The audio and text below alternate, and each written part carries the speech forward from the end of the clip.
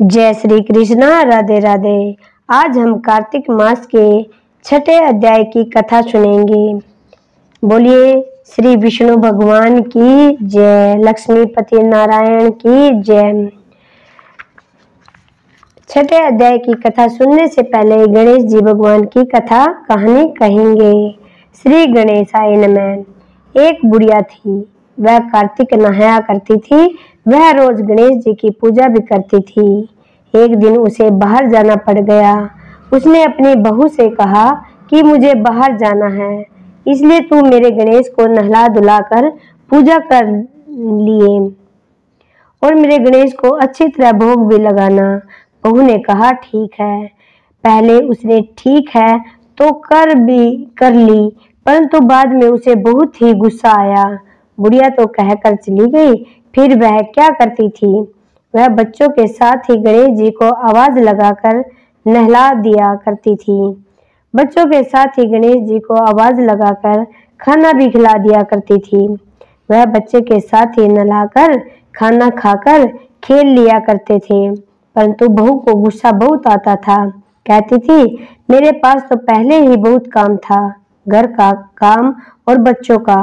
अब यह बुढ़िया भी मुझे और काम देकर चली गई।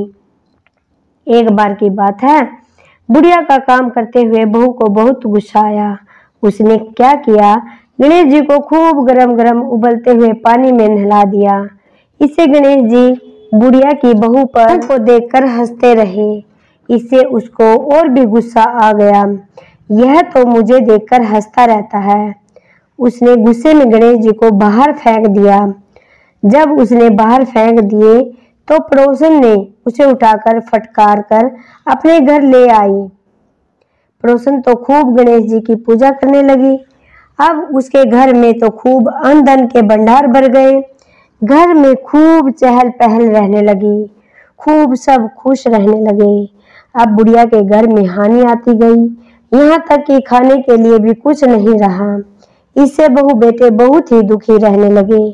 जब बुढ़िया पहले गणेश जी की पूजा करती थी, उसके घर में सब कुछ अच्छा था, खाने पीने में भी कुछ कमी नहीं थी, धन भी बहुत था। अब कुछ दिनों के बाद जब बुढ़िया घर पर आई तो उसने देखा कि घर का हाल बहुत बुरा है।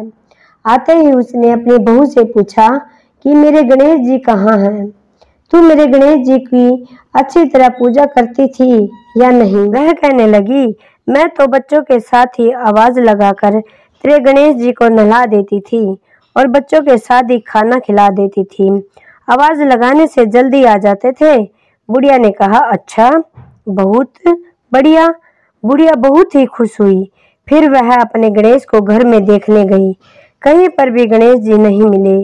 फिर बुढ़िया ने बहू से पूछा कि मेरे गणेश जी कहाँ हैं? वह कहने लगी कि एक बार की बात है कि मैंने उसको गर्म पानी में नहला दिया, उनके छाले पड़ गए। वह मुझे देखकर हंसने लगा। मुझे गुस्सा आया, मैंने बाहर फेंक दिया। बाहर से एक पड़ोसन ने उठा लिया। बुढ़िया यह सुनकर पड़ोसन के पास गई कि मेरे गणेश जी दे दो। अब उसके घर में तो गणेश जी के रहने से सब कुछ हो रहा था। उसने बुढ़िया को गणेश जी देने से मना कर दिए। बुढ़िया को बहुत दुख हुआ। बुढ़िया दूसरे गणेश जी लाकर पूजा करने लगी। उसके घर में फिर पहले की तरह सब कुछ हो गया।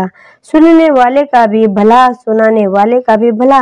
जय गणेश जी महाराज की जय, जय गणेश जी महाराज की जय। ओम गणेशाय नमः, ओम गणपते नमः, सिद्धि विनायक नमो नमः। कार्तिक मास के छठे अध्याय की कथा। नारद जी ने कहा जब 2 घड़ी रात शेष रह जाए तब तिल, कुश, अक्षत, चंदन आदि लेकर शुद्ध होकर जलाशय पर जाए। नहर की अपेक्षा नदी में स्नान से 10 गुना फल मिलता है और नदी की अपेक्षा संगम पर स्नान करने से 10 गुना फल मिलता है और तीर्थ पर स्नान करने से इन सब से दुना फल मिलता है। स्नान से पहले भगवान का ध्यान करके स्नानार्थ संकल्प करे। फिर तीर्थ में उपस्थित देवताओं को कर्मशः एवं आचमनीय आदि देवी। अर्घ मंत्र यह है, हे कमलनाथ मैं आपको नमस्कार करती हूँ। हे जलसाई भगवान आपको मैं नमस्कार करती हूँ। हे ऋषिकेश, आपको मैं नमस्कार करती हूँ। मेरे दिए हुए अर्घ को आप ग्रहण करें। वैकुंठ, प्रयाग तथा बद्री आश्रम में जहाँ कहीं भी भगवान विष्णु गए, वहाँ उन्होंने 3 प्रकार से अपना पैर रखा था। वहाँ पर ऋषि, वेद, यजों के सहित समस्त देवता मेरी रक्षा करते रहे। हे जनार्दन, हे दामोदर, हे देवेश, आपको प्रसन्न करने के लिए मैं कार्तिक पक्ष में विधिवत प्रातः स्नान कर रही हूँ। आपकी कृपा से मेरे समस्त कष्ट दूर हो जाएं। हे हरे, कार्तिक मास में व्रत तथा विधि पूर्वक स्नान करने वाला मैं अर्घ देता हूँ। आप राधिका सहित ग्रहण कर ले। हे कृष्ण, हे प्रबल राक्षसों का नाश करने वाले भगवान, हे पाप नाशक, कार्तिक मास में नित्य प्रति दिए हुए मेरे इस अर्घ द्वारा कार्तिक स्नान का व्रत करने वाला फल मुझे प्राप्त हो। विष्णु, शंकर तथा सूर्य का ध्यान करके जल में प्रवेश करें और नाभि पर्यंत जल में खड़ा होकर विधि पूर्वक स्नान करें। गृहस्थी तिल और आंवले का चूर्ण लगाकर, विधवा स्त्री व जति तुलसी की जड़ की मिट्टी लगाकर स्नान करें। सप्तमी, अमावस्या, नवमी, त्रयोदशी, द्वितीया, दशमी आदि तिथियों को आंवला तथा तिल से स्नान नहीं करना चाहिए। स्नान करते हुए निम्न शब्द का प्रयोग करें। जिस भक्ति भाव से भगवान ने देवताओं के कार्य के लिए 3 प्रकार का रूप धारण किया था, वही पाप नाशन भगवान विष्णु अपनी कृपा से मुझे पवित्र बनाए। विष्णु जी की आज्ञा से कार्तिक व्रत करने वालों की सारी इंद्र आदि देवता रक्षा करते हैं, अतः वह मुझको पवित्र करे। बीजों, रहस्यों तथा यजों सहित वेदों के मंत्र, कश्यप आदि ऋषियों, इंद्र देवता मुझे पवित्र करे। गंगा आदि सभी नदियां, समुद्र, संपूर्ण तीर्थ, 7 समुद्र और समस्त जलाशय मुझको पवित्र करे। अदिति आदि सभी नारियां, यज्ञ, सिद्धि, सर्प, सब औषधियां, तीनों लोकों के पर्वत मुझे पवित्र करें।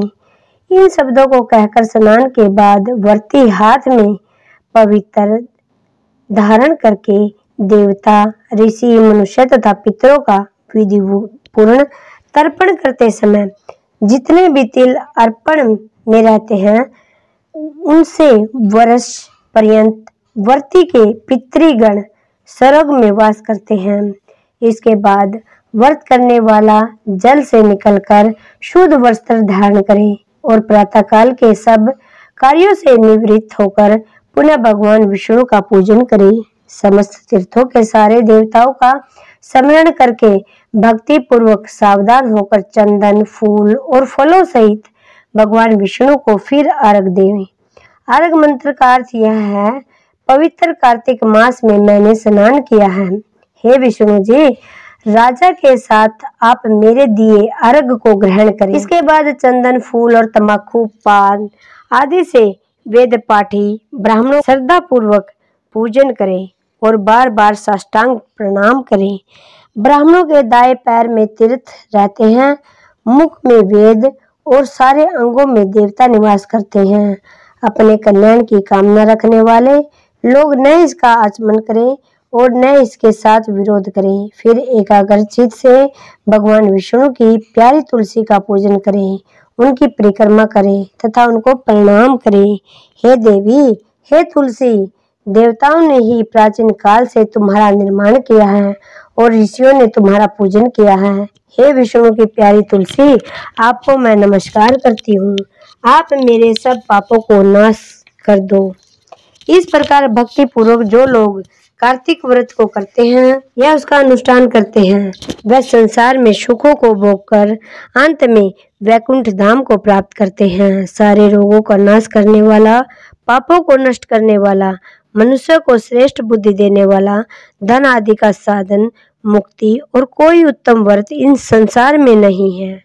बोलो श्री हरि विष्णु भगवान की जय। ओम नमो भगवते वासुदेवाय नमः। आज के अध्याय में की कहानी बस इतने ही। कल फिर इस 7वां अध्याय लेकर आएंगे। तब तक के लिए राधे राधे।